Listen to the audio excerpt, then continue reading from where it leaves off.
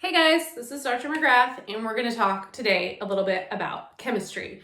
So I know you didn't sign up for a chemistry class. You're thinking, why do we need to talk about this? But we do need to understand some basic stuff about chemistry. So when we get later on and we're talking about metabolism, and we're talking about breaking down molecules and all these things, we understand what we're talking about. So we're going to start out talking about atoms. So everything on Earth is made up of atoms. Even the air that's right here in front of us, this is not like nothingness here, right? There are atoms, there are molecules of nitrogen, oxygen, carbon dioxide, all these things floating around in the air around us, okay? So what are atoms? Atoms are the things that make up everything. And you guys have seen the periodic table. There's a bunch of different elements. And there's only some that we talk about in here in biology. Those are ones that have, that are in living things. So atoms are made of three subatomic particles. There's protons, neutrons, and electrons. Protons are positively charged. They're in the nucleus of the atom, and they weigh 1 atomic mass unit. Neutrons don't have any charge. They're in the nucleus of the atom, and they also weigh 1 atomic mass unit. Electrons are in three-dimensional space around the outside, around the nucleus of the atom, and they have a negative charge, and they don't weigh anything. So what I mean when I say 1 atomic mass unit, or they don't weigh anything, what we've done as scientists is we have set the weight of a proton and a neutron at 1 atomic mass unit. So there is a weight correlated with it in grams. It's just really, really, really small. So we say it's 1 atomic mass unit. So how we can explain that is, for example, I weigh 1 Dr. McGrath mass unit. Now my kids, they weigh a half of a Dr. McGrath mass unit. And something like a cruise ship is going to weigh like, I would think, like 100,000 Dr. McGrath mass units.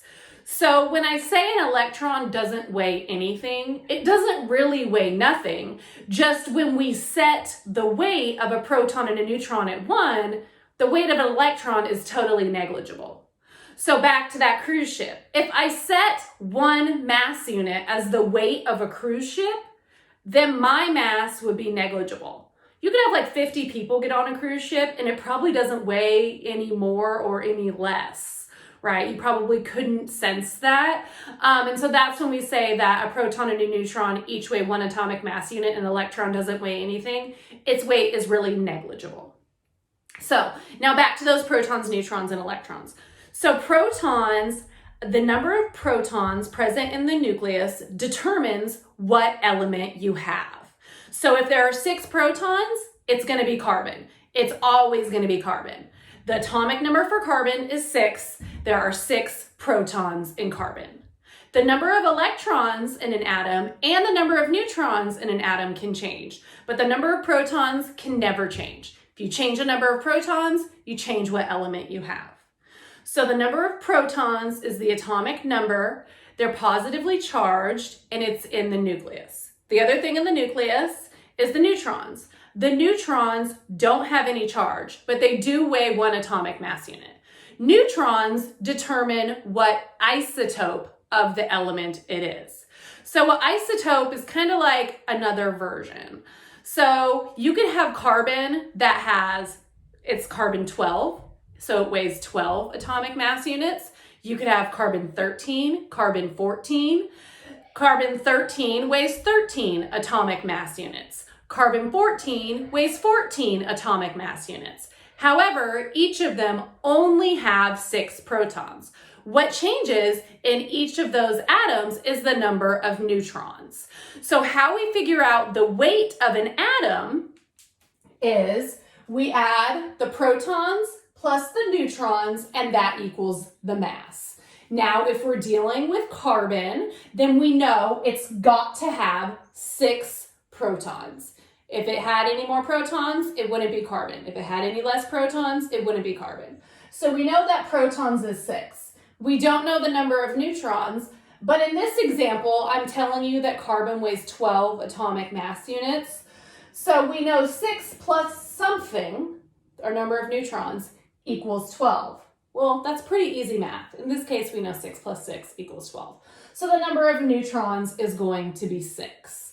When we look at the periodic table, we usually see it represented like something like this.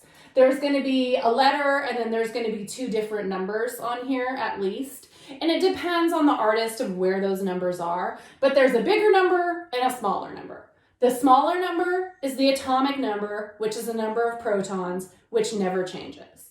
The bigger number is the mass. Now, sometimes you'll see this with like a decimal point and a bunch of digits after it. And what's being represented there is the naturally occurring carbon like on the planet. So there is mostly carbon-12. I think this, if you brought out the decimals on this, it's 12.011 or something like that. Well, what that means is there's mostly carbon-12, but there are some carbon-13 and some carbon-14 atoms naturally occurring in the environment. And that just kind of like adds them all up together and divides it, and then that's the average weight. Obviously, every single one of those carbon atoms has 6 protons, and you can't have 6.011 neutrons. You either have 6 neutrons or you have 7 neutrons. You can't have a part of a neutron. So when we're looking at these numbers, that's what this represents. So there's one more thing we want to talk about with our subatomic particles, and that is the electrons.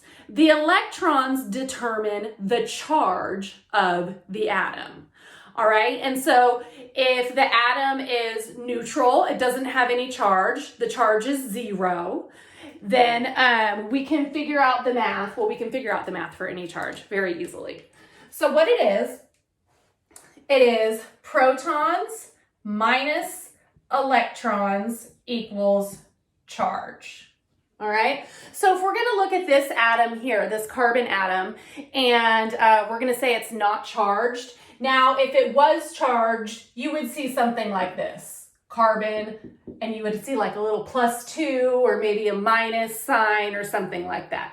But we're just going to pretend it's not charged for purposes of this video. So we're going to say, okay, I want to figure out how many electrons there are on this carbon. Well, I know that there's 6 protons because carbon always has 6 protons. So I could put a 6 here. So 6 minus something is going to equal the charge. And we said it's not charged, it's neutral. So that's 0. So now we just have to figure out 6 minus something is 0. Really tough math again. So we know in this case, there are 6 electrons. So in this case, when we are not charged, an uncharged atom of carbon has 6 protons, has 6 plus signs. So if it's not charged, it also has to have 6 electrons, 6 minus signs. So the electron determines, the number of electrons determines the charge of the atom. And we'll see later on when we're talking about bonding and stuff, the number of electrons and the charge of the atom actually determines what behavior and what type of bonding is going to take place. All right, so I hope that helped you guys understand a little bit of this chemistry stuff. Check out the next video on Bohr models and bonding.